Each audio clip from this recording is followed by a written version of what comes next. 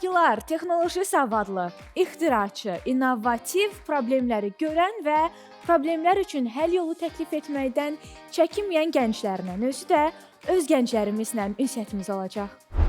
Qonaqlarımız süni intellekt mühəndisi Ləman Əliyeva və Dünya Robot Çempionatının iştirakçıları Nəcmin Paşa və Rəsuldur. Xoş gəlmisiniz. Xoş gördük. Çox sağ olun. Biz bugün innovasiya, texnologiya sahəsindən danışırıq və bu sahələrdə gənclərin nə edə biləcəyindən, bu vaxta qədər nələr etmişsiniz, biz hardasa görürük əslində sizin mükafatlarınıza baxaraq. Ümumiyyətlə robototexnikanın, robot mühəndisliyinin inkişafı haqqında nə düşünürsüz və bunun inkişafı üçün gənclər sizcə nə etməlidir? Mənim fikrimcə daha çox bu tərzdə yarışlar keçirilməlidir. Bundan əlavə, həmin o yarışlarda iştirak edən iştirakçılar üçün daha çox emalatxanalar və bunlar kimi şəraitlər yaradılmalıdır. Aha, yəni söhbət robot çempionatından gedir.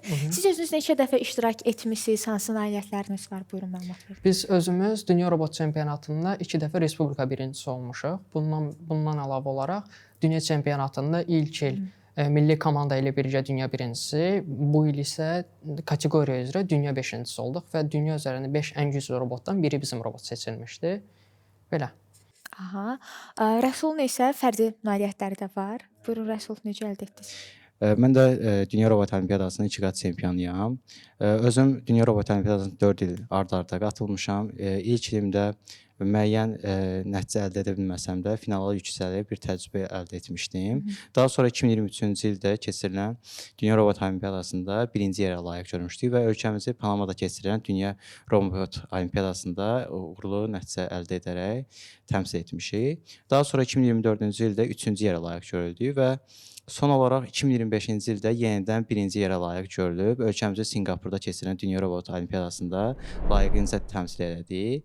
Bununla yanaşı, bayaq Paşanın dediyi kimi Dünya Robot Çempionatında da 2025-ci ildə keçirilən yarışda Robot Soccer kateqoriyası üzrə ikinci yerə layiq görülmüşəm.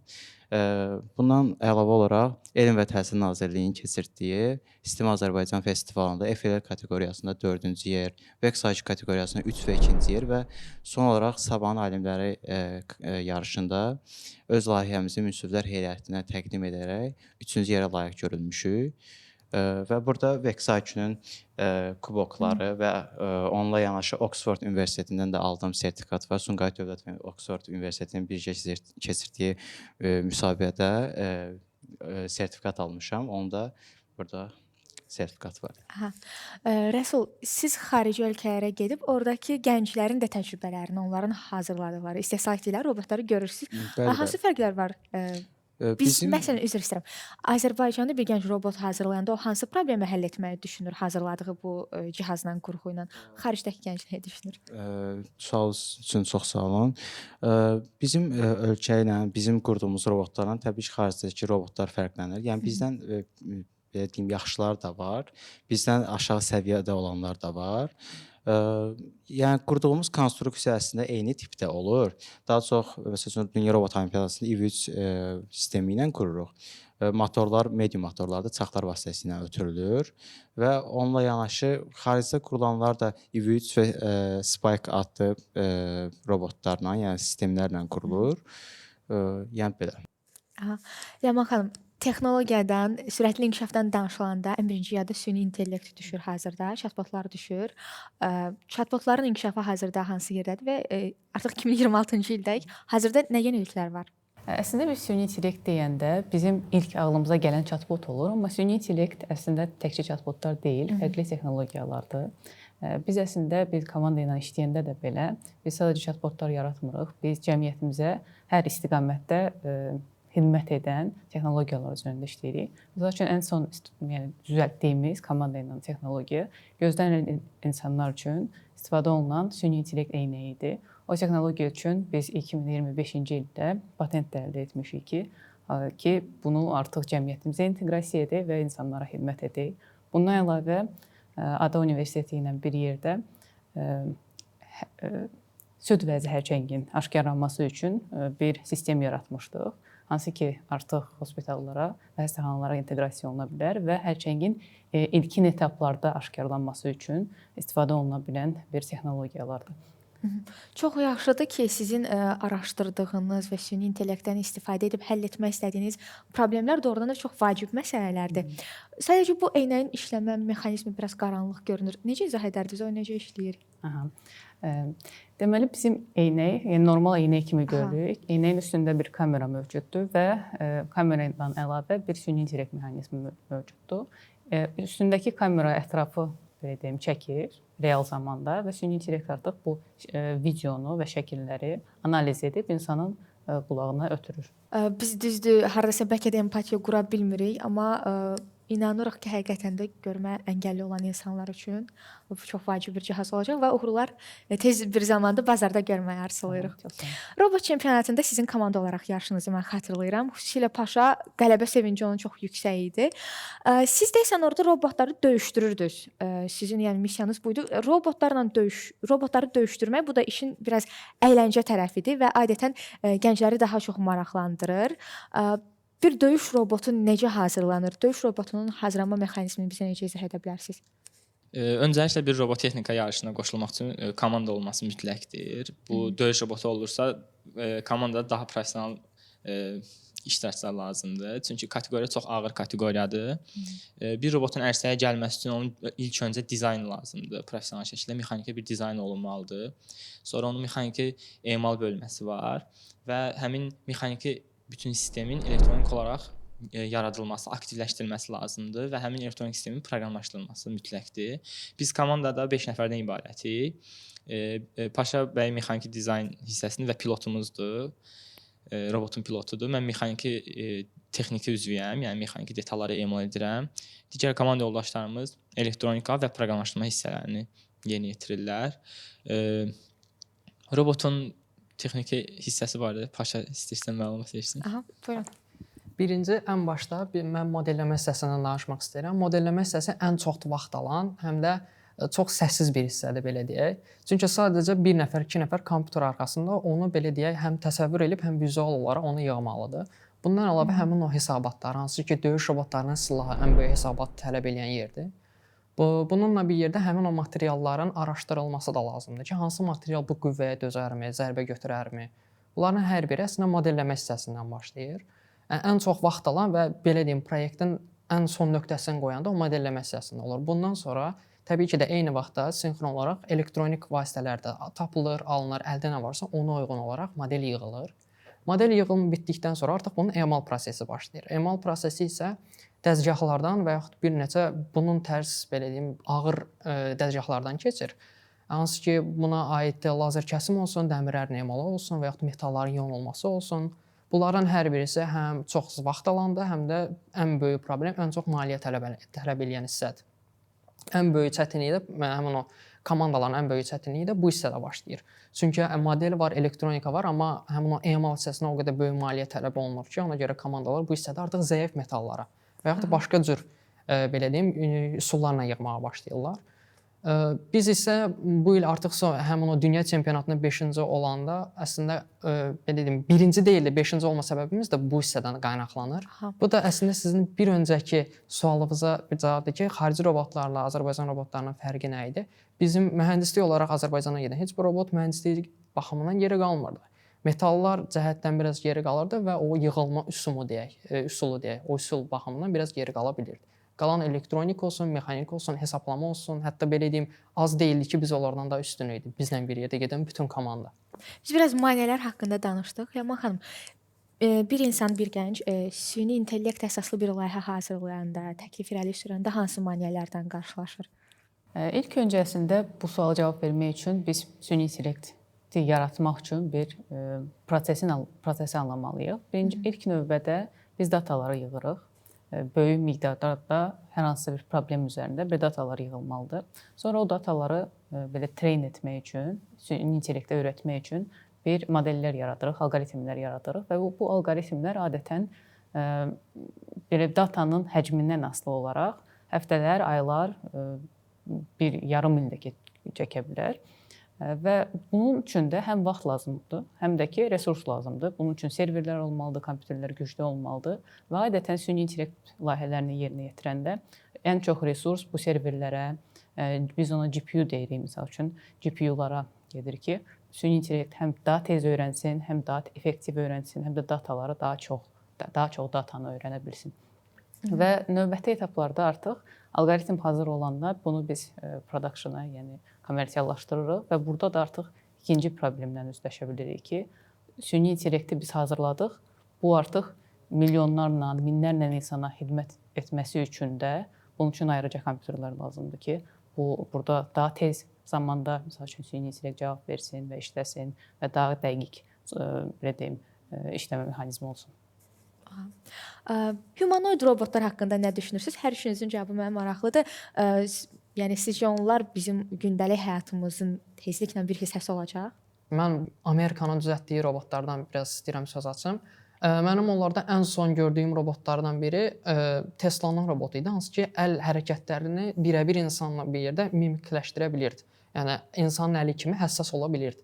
Yəni artıq zaman keçdikcə və bir növ robotlarda belə bir sistem də var ki, robotlar balaca uşaq kimidir. Onlar işləyə-işləyə, səhv eləyə-eləyə öyrənirlər. Belə bir sistemlə artıq yığılır bu robotlar. Elə bil ki, bir növ simulyasiya açılır, həmin robot ora buraxılır. Fizikalda yox, simulyatorda. Eyni beyin elə bir ki, ora taxılır. O robot artıq bir 1000 dəfə, 100 dəfə yıxılır, qalxır, o hərəkəti yoxlayır, nədə səhv eləyir, eləmir, onların hamısını öyrənir. Bir növ insan necə təcrübə qazanaraq öyrənir, robot da eyni simulyatorda. Eyni təcrübəni qazanır, öyrənir. Bir müddət artıq zaman keçdikcə artıq onlar mükəmməlləşirlər. Ona görə məncə bu robotlara biraz daha vaxt lazımdır. Bir müddətdən sonra hətta nəinki belə deyim humanoidlər artıq bir növ görürsüz ki, maşınların özləri, avtomobillərin özləri belə artıq avtomatlaşırlar. Sürücüsüz avtomobillər artıq taksi xidmətlərinə keçidər xarici ölkələrdə. Yəni o dediyim sistemlə bir növ zaman keçdikcə artıq günümüzə, yəni günlük həyata daxil olacaqlar. Rəsul, texnologiya sahəsinə gənclər niyə daha çox fokuslanmalıdır? Texnologiya sahəsində inkişaf niyə vacibdir? Texnologiya sahəsində inkişaf ona görə lazımdır ki, gələcək dövrlərimizdə bu sahəyə çox meyl olacaq. Yəni indi təhsil və sosial təhsilə deyək ki, yəni daha çox önəm veririk bizim ölkə olaraq, amma bu dediyimiz robotexnika, mexatronika və süni intellekt həmçinin bu sahələrə maraq ona görə lazımdır ki, gələcəkdə işlər ona yönümlü gedir. Yəni ayrıca humanitar robotlar belə məsəl üçün Amazonda Nəzmin bəy dediyi kimi, yəni orada insanlarsız işləyir. Yəni insanlar olmadan robotlar özü kargolar falan daşıyır. Ona görə məncə deyirəm ki, yəni mənim fikrimcə, yəni bu robotlar olsun, digər bir nəsə quraşdırılmış alətlər olsun, yəni bunların hamısı məncə gələcək üçün lazımdır. Süni intellekt alətlərindən söhbət açılanda bir də həmişə rəqəmsal savadlılıqdan danışırlar ki, siz bu alətlərdən düzgün formada, uğurlu formada istifadə edib oradan birbaşa informasiya almaq yox, o informasiyanı alandan sonra emal etməyə fokuslanmalısınız. Yəni bizə belə deyirlər. Sizin tövsiyələriniz nə olardı? Süni intellekt alətlərindən hansı formada istifadə etmək lazımdır? Deməli, əslində biz süni intellekti tətbiq etməmişdən əvvəl ilk növbədə həm o fərdi inkişaf üçün ola bilər, həm də şirkətlərdə ola bilər, hər hansı bir qurumda ola bilər. Birinci biz biznes prosesi tam bir şəkildə anlamalıyıq. Yəni biz nəyi avtomatlaşdırırıq? Biz hansı suala cavab almaq istəyirik? Bunu dəqiq şəkildə bildikdən sonra artıq süni intellektə bunu öyrətmək və süni intellektdən hər hansısa bir cavabı almaq daha asan şəkildə olur. Bəzən biz görə bilirik ki, bir çox qurumlarda və ya cəmiyyətlərdə, belə deyim də, insanlar qrupunda onlar problemi tam olaraq anlamır deyə və ya prosesi tam detallı şəkildə anlamır deyə bunu avtomatlaşdırmada da bir çətinlik çəkə bilir. Ona görə düşünürəm ki, birinci etap bu prosesi anlamaqdır. İkinci etap isə belə deyim dataları əldə edib süni intellektə öyrətməkdir. Amma belə deyim user tərəfdən desək, istifadəçi tərəfdən artıq problemi tam detallı şəkildə izah edərək düşünürəm ki, problemin cavabını da chatbotdursa təbii ki, almaq mümkün ola bilər. Çox sağ olun. Həm bu suala cavabınız, həm də ümumi verilişdə iştirakınız üçün hər birinizə təşəkkür edirik. Doğrudan da cavablarınız çox əhatəli və ümid edirik ki, faydalı oldu. Təşəkkür edirik. Sağ olun. Gənclər, harda mag, orada. Magda xəbər vaxtıdır.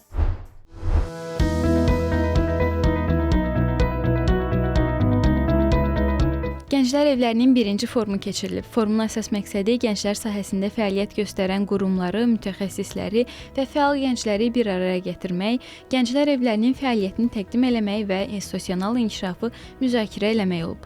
Tədbir rəsmi açılış mərasimi ilə başlayıb. Gənclər və İdman naziri Fərid Qayıbov çıxış eləyərək gənclər evlərinin ölkənin gənclər siyasətində rolunu vurğulayıb. Forum çərçivəsində fəaliyyətə dair video çarx nümayiş etdirilib.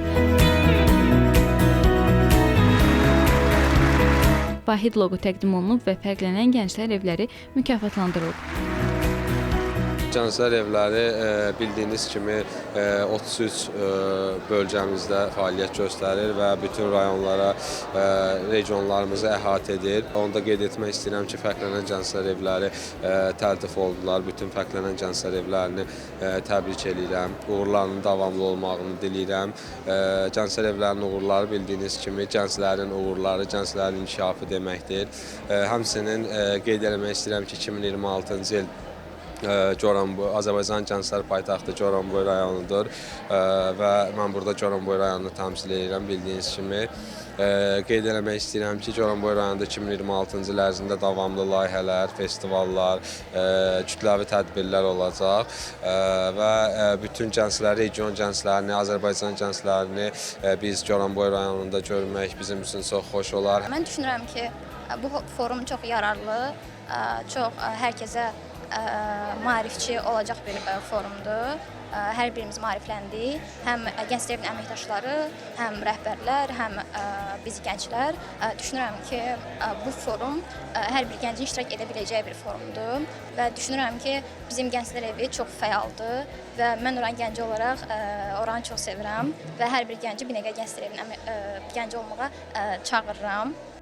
Forumun ikinci hissəsində panel görüşləri keçirilib. Əməkdaşlar və könüllülər üçün motivasiya edici görüş, direktorlar üçün isə idarəetmə və inkişaf mövzusunda seminar təşkil olunub.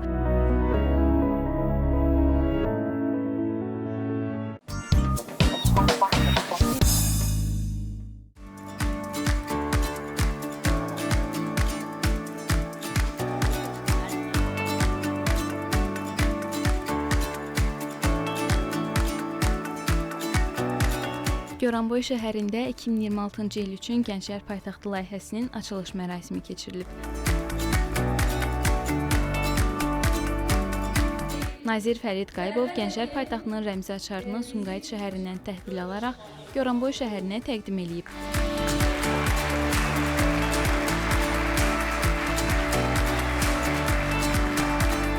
Sonra istedadlı və yaradıcı gənclər mükafatlandırılıb.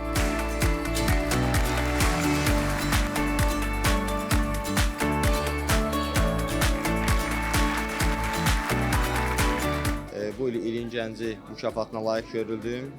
Mənə bu yolda dəstək olan, kömək olan, hər zaman yanımda olan valideynlərimə dərin minnətdarlığımı bildirmək istəyirəm. Çox gözəl bir hissi. 2025-ci il üçün il boyu gənclər siyasətinə verdiyimiz töhfə və gənclərlə iş məşğuliyyətlərimizə görə ilin gənci mükafatına layiq görülmüşük və bu yolda dayanmadan, yorulmadan fəaliyyətimizi davam etdirəcəyik. İnşallah ki, 2026-cı ildə bildiyimiz ki, Azərbaycan Goranboy şəhəri, Azərbaycan Respublikasının Gənclər Paytaxtı elan olub və Goranboy rayonunda keçirilən bütün tədbirlərdə inşallah ki, iştirak edib, əllər verərək bu tədbirləri də başa çatdıracağıq. Tədbir konsert proqramı ilə davam edib. 18 yaşım var, 4 ildən əlavə olaraq könüllü fəaliyyətlə məşğul oluram. 1 il 6 ayda Gənclər Həftəsi ilə bağlı fəaliyyətlərdə iştirak etmişəm. Bugün biz bütün gənclər mərkəzləri ilə birlikdə burada bugün Beyləqanda olduq. Gənclər birlikdə olması, fəaliyyətlərin keçirilməsi daha çox bizim bir-birimizi tanımamız, insanların bir-birinə vaxt keçirməsi, səmərəli istifadə olunması olaraq çox gözəl bir fəaliyyətdir. İstəyərəm ki, bu fəaliyyətlər hər zaman olduğu kimi indən sonra da davam etsin. Biz burada əsasən gənclərin bir-birini tanıması ilə əlavə olaraq atışlardan istifadə etdik. Lazer atış, stent atış, tenis, voleybol, basketbol olaraq fəaliyyətlərdən də istifadə etdik. Gənclər mərkəzinə açılan Gənclər Heydər Əliyev mərkəzi ilə tanış olduq. Həmçinin mən indiyədək Goranboya gəlməyən bir insan olaraq Gənclər Mərkəzinin sayəsində Goranboyda tanınmış bir insan oldum. 3 ildir könüllü fəaliyyətində iştirak edirəm daimi olaraq və mənə görə könüllü fəaliyyətimin ən böyük uğuru isə 2024-cü ildə ilin könüllüsü mükafatına layiq görülməyimdir. Amma bundan başqa da hər il keçirilən könüllülərlə bağlı tədbirlərdə də daimi olaraq iştirak eləmişəm. Hal-hazırda da silsilə tədbirlərin birində iştirak edirik, hansı ki 2026-cı il üzrə Gənclər paytaxtı seçilən Goranboy şəhərində Gənc Festdə iştirak edirik. Mənə görə gənclər üçün yaradılmış bu könüllü fürsətləri bizim gənclər üçün ən böyük uğurlardan biridir. Çünki biz azad xalqın nümayəndələri olaraq hal-hazırda bir sıra beynəlxalq və yerli tədbirlərdə, yəni böyük bir hissəsi oluruq o tədbirlərin. Və bunun üçün yəni bu qürur hissidir mənim üçün, yəni bu tədbirlərin bir parçası olmaq. Biz dünən artıq Bakı və Xankəndində Gəncənin 11-ci forumda iştirak etdik və dövlətimizin Gəncənin yanında bu qədər dəstək olmağı bizim üçün qürur vericidir. Biz hal-hazırda Gənclər paytaxtı seçilən Goranboy rayonundayıq və burada çox gözəl bir atmosfer var. Dövlətimizin gənclərin yanında bu qədər dəstək olmağı bizim üçün çox gözəl bir qürur hissidir. Öncəliklə bunun üçün hər kəsə təşəkkür edirəm. Burada atmosfer çox möhtəşəmdir. Gənclərə buradan tövsiyəm odur ki, boş dayanmayın, gəlin, gənclik illərinizi doya-doya yaşayın. Çünki insan həyatının məncə ən vacib şeylərindən biri gənclik illəridir. Bu illərdə məncə boş dayanmaq olmaz. 2025-ci ilin ilin könüllüsü seçilmişəm. Düşünürəm ki, könüllü fəaliyyəti mənim üçün çox müqəddəsdir deyərdim. Çünki könüllü fəaliyyəti bir gənc olaraq özümü tapmağımda, gələcək hədəfimi müəyyən etməkdə çox köməklik göstərdi. Nəinki Azərbaycan gəncləri, düşünürəm ki, bütün dünya gəncləri özünü tapmaq üçün, öz gələcək hədəflərini müəyyən etmək üçün könüllü fəaliyyətlərinə qoşula bilərlər. Öz gəncliklərini həm əylənərək, həm də öyrənərək keçirə bilərlər. Gənclik səhv etmək deməkdir, həmçinin səhvdən dərs çıxartmaq deməkdir. Düşünürəm ki, bizim elədiyimiz səhvlər bizim daha da gücləndirir. Bir daha düşünürəm ki, daha yaxşı olur bizim üçün. Hikmət bəy, 2026-cı ilin gəncləri arasında siz də varsınız. Necə bir hissdir bu? Həm çox sevincliyəm, həm də çox məsuliyyətliyəm. Ona görə ki, düşünürəm bu həm böyük etimaddır, həm də ona görə məsuliyyətdir ki, bundan sonra bütün işlərdə daha belə deyək, diqqətli, daha məsuliyyətli olmalıyam. Ona görə həm sevincliyəm, həm də məsuliyyətli hiss edirəm özümü. Bu gün daha çox. Keyfi zaman vardısa, zorla davul çaldısa, keyfi damaq vardısa, oyna balam rəqsinə, sümüyə qışan mahnısa, oyna balam rəqsinə, sümüyə qışan mahnısa, çəkir rəqsinə, dayanma sən rəqsinə. Bir gün salmadı sorağa, her fəsil bir renk, tek odur.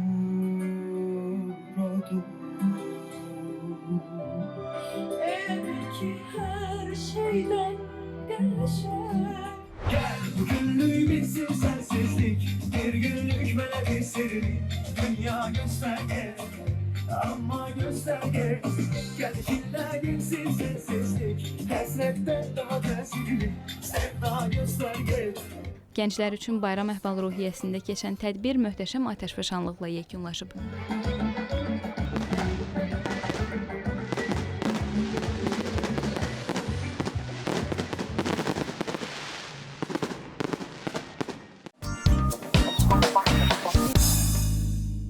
Yolumuz inkişafın ən son həddinə, ən sürətli formada, özü də robotlara doğrudur. Ümid edirik ki, humanoid robotlar bir gün doğrudan da bizim hətta məişət işlərimizdə də əsas yardımçımız olacaq. Belə dostlar, bir buraxılışımızın da sonuna çatdıq. Siz isə bizi sosial media hesablarımızdan izləməyi, rəy və təkliflərinizi yazmağı unutmayın. Hələlik!